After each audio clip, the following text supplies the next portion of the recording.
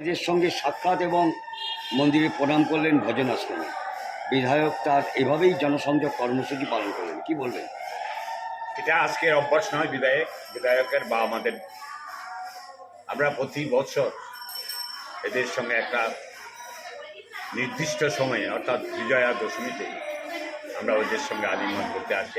দলের সবাই, আমাদের দলটা কে হিন্দু কে মুসলিম আমি বলতে চাই না, আমাদের দলটা শ্রী চৈতন্যদেবের আদর্শে গঠিত এবং মামাটি মানুষের নেত্রী মমতা বন্দ্যোপাধ্যায় এই শ্রী চৈতন্যদেবের জন্মস্থানকে হেরিটেজ সিটি ঘোষণা করে তিনি আমাদেরকে শুভেচ্ছা জানিয়েছেন। দীর্ঘদিনের আশা ছিল নবদ্বীপ শহর হেরিটেজ শহর হবে। অনেক এমএলএ অনেক এমপি পর্যন্ত প্রচেষ্টা করেছে, কিন্তু করতে পারেনি। একমাত্র মুখ্যমন্ত্রী মমতা বন্দ্যোপাধ্যায় নবদ্বীপকে ভালোবাসা এবং শ্রী চৈতন্যদেবের দেশ নবদ্বীপ, সেখানে এটাকে শ্রী চৈতন্যদেবের প্রতি শ্রদ্ধা অর্পণ করে এখানে হেরিটেজ সিটি ঘোষণা করেছে এবং হেরিটেজ সিটির কাজ আরম্ভ হয়ে গেছে।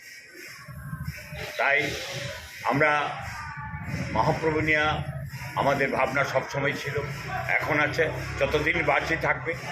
লক্ষ লক্ষ লোক বাইরের থেকে এখানে মহাপ্রভুকে শ্রী চৈতন্যদেবকে কেন্দ্র করে এখানে আছে, তারা শুধু চৈতন্যদেবের একটু আশীর্বাদ পেতে। তাই আমরা এখানে থাকি, আমরা গর্বিত নবদ্বীপবাসী হিসাবে। জন্মসূত্রে হোক কর্মসূত্রে হোক আমরা নবদ্বীপের বাসিন্দা, তাই আমরা গর্বিত নবদ্বীপবাসী।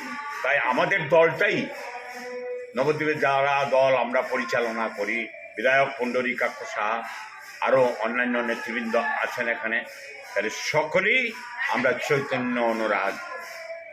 নমস্কার, সবাই ভালো থাকবেন, সুস্থ থাকবেন। আমাদের আজকে ইলেকশন ঘোষণা হয়েছে এখানে।